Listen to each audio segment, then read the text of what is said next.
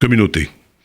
Dans le mot communauté, il y a le mot commun, et on a le sentiment que ça renvoie à le commun des mortels, le sens commun. En réalité, le mot commun est plus attaché à quelque chose qui rapproche, à quelque chose qui met en commun, et qui donc permet aux individus d'être ensemble. Et lorsqu'on parle d'une communauté, évidemment, on parle d'une réciprocité. J'ai envie de dire même que le principe de la communauté, c'est un pour tous, tous pour un, même si, évidemment, Pierre Dac a dénaturé le mot en disant que la devise des banquiers, c'était un pour tous, tous pour un et 10%.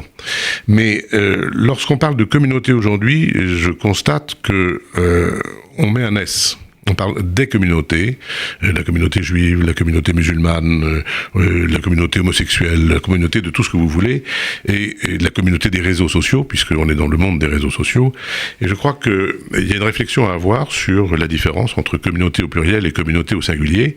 Communauté au singulier renvoie à quelque chose de transcendant, quelque chose qui réunit les différents membres d'un ensemble national, par exemple, mais sans pouvoir être repéré à l'intérieur de chacun de ses membres.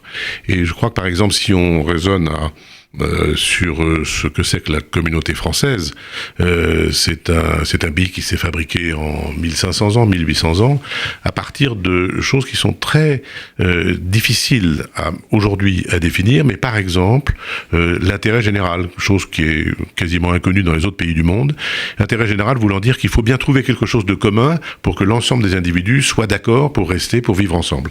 Et j'ai même envie de dire, et c'est une réflexion que j'ai trouvée chez Elie Faure, le grand connaisseur de l'art, de l'histoire de l'art, c'est que la France a connu une anarchie ethnique. Elle a été envahie de tous les côtés par les Arabes, par les Goths, par les Ostrogoths, par les Visigoths, par les Lombards, par les Normands, bien entendu. Et puis les gens se sont installés dans ce pays. Et il a fallu les faire vivre ensemble. Et pour les faire vivre ensemble, la France a construit une réaction éthique à une anarchie ethnique. Et ça a donné quelque chose qui est un pays d'une extraordinaire diversité et qui aujourd'hui, me semble-t-il, a un peu tendance à refuser sa diversité.